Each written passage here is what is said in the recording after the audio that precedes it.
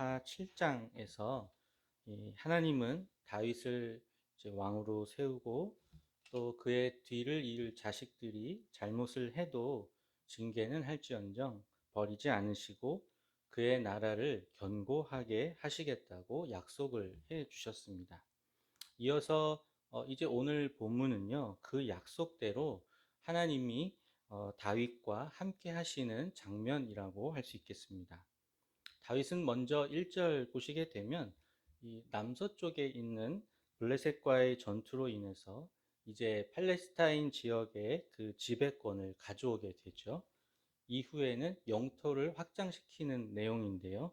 오늘 본문에 나오는 대로 모압이라든지 소바, 아람, 에돔 등, 그러니까 동서남북이라고 할 수 있겠네요. 사방으로 뻗어나가고 있음을 보여주고 있습니다.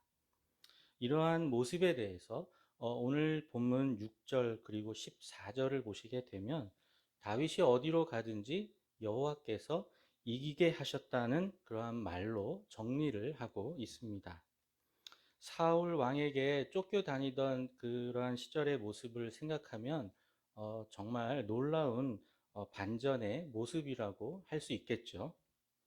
여기서 오늘 우리는 다윗이 자신의 나라를 안정시키고 발전시키기 위해서 다른 나라랑 다른 민족과 전쟁을 하는 것을 하나님이 허락하신 거야, 이렇게 옹호하려는 것은 아닙니다. 오늘 우리가 함께 생각해 보기를 원하는 것은 하나님이 함께 하시는 왕의 제도라는 것이 무엇이냐라는 겁니다. 사무엘상 8장을 보시게 되면 사무엘이 왕을 요구하는 이스라엘에게 했던 말이 있는데요. 제가 한번 읽어드리도록 하겠습니다. 사무엘상 8장 11절로 18절의 말씀인데요. 이르되 너희를 다스릴 왕의 제도는 이러하니라.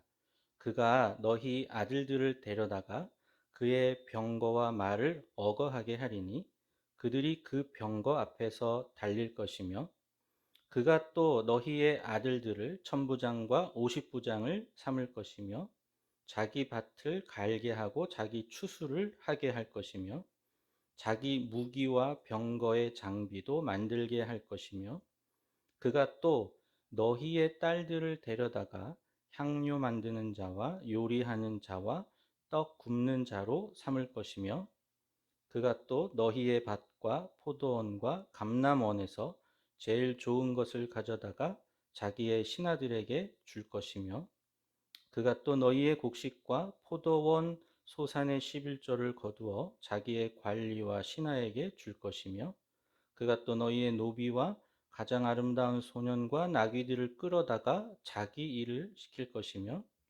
너희의 양떼의 10분의 1을 거두어 가리니 너희가 그의 종이 될 것이라. 그날에 너희는 너희가 택한 왕으로 말미암아 부르짖되 그날에 여호와께서 너희에게 응답하지 아니하시리라. 아멘인데요. 그러니까 어떻습니까? 사무엘상 8장에서 말하는 왕의 제도라는 것은 이제 평범한 사람들의 부를 빼앗아서 소수의 지도자들에게 몰아주는 것 같습니다. 특히 이 사무엘상 8장 11절에 왕의 제도라고 나오는데 거기서 이 제도라는 그 말의 뜻을 살펴보게 되면 그 원어의 뜻이 정의라고 합니다. 그러니까 이들이 말하는 왕의 정의라는 것은요, 사람들을 통제하고 사치와 유흥을 위해서 평범한 사람들을 제물로 삼는 정의가 되겠습니다. 그러니까 소수의 기득권층이 누리는 수혜와 특권의 기반을 둔 것이 바로 사무엘이 경고했던 왕의 제도라는 것이죠. 그런데요, 하나님이 창세기 17장에서 아브라함에게 이제 할례까지 베푸시면서 해주셨던 약속이 있는데요. 그 약속 중에 하나가 이제 아브라함의 씨를 통해서 왕들이 나온다는 것이거든요.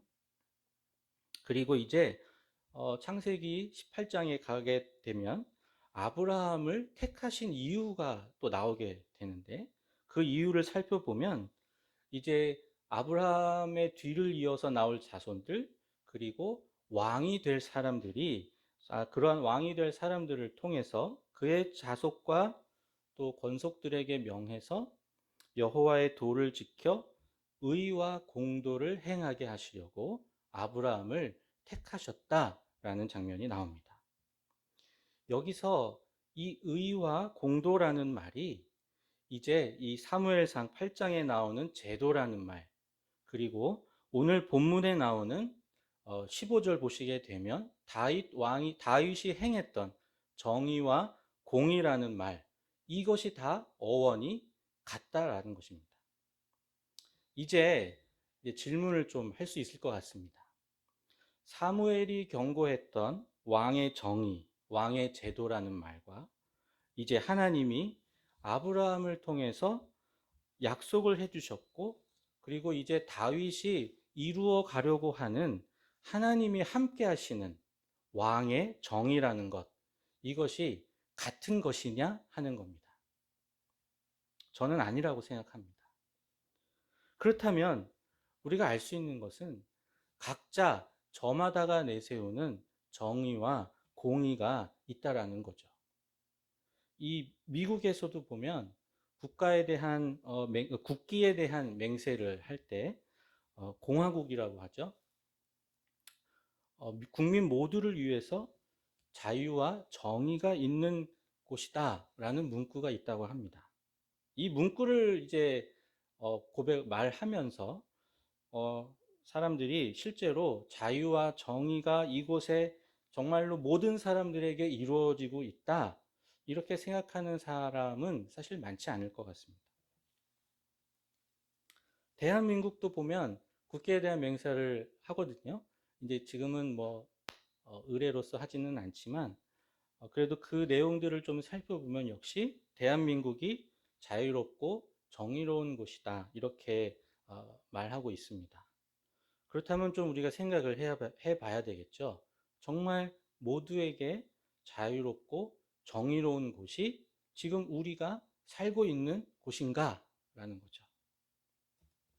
아브라함을 통해서 명령을 하셨고, 또 앞으로 다윗의 통치를 이제 상징하게 될 정의와 공의를 행하는 삶은 다윗의 뒤를 이을 왕들에게도 이제 중요한 화두가 됩니다.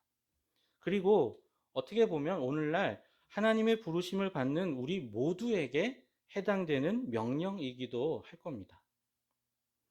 그럼 이제 하나님이 아브라함에게 명령하셨고 그의 자손들이 행해야 하는 정의와 공의가 그러면 무엇냐라는 것을 좀 생각을 해봐야 되겠죠.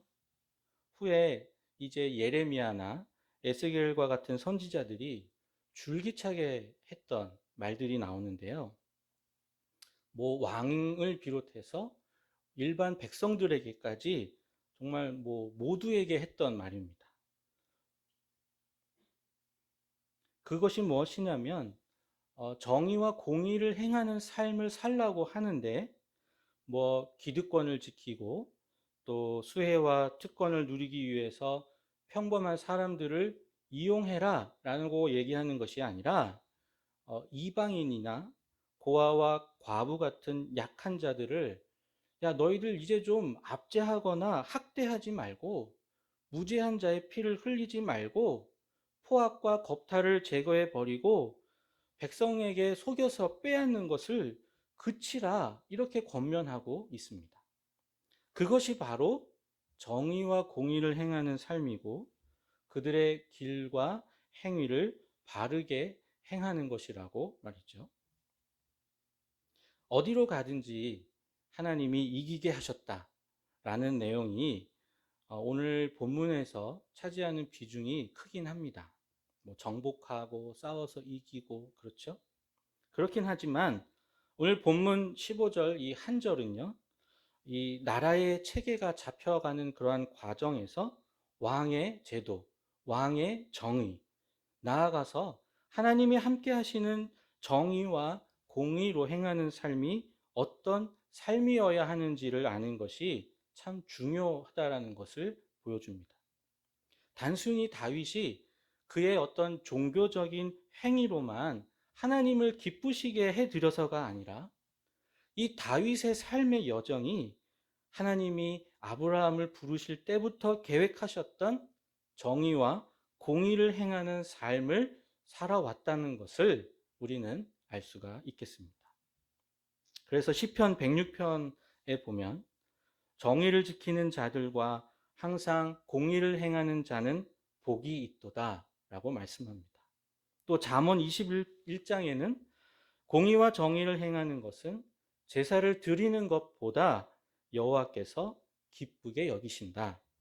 또 아모스 5장에 보면 우리가 잘 알고 있듯이 오직 정의를 물같이 공의를 마르지 않는 강같이 흐르게 하라 라고 말씀하고 있습니다.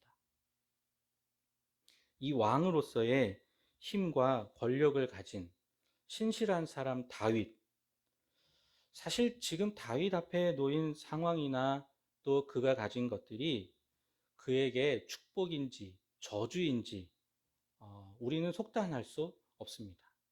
훗날 다윗이 어려움을 겪고요.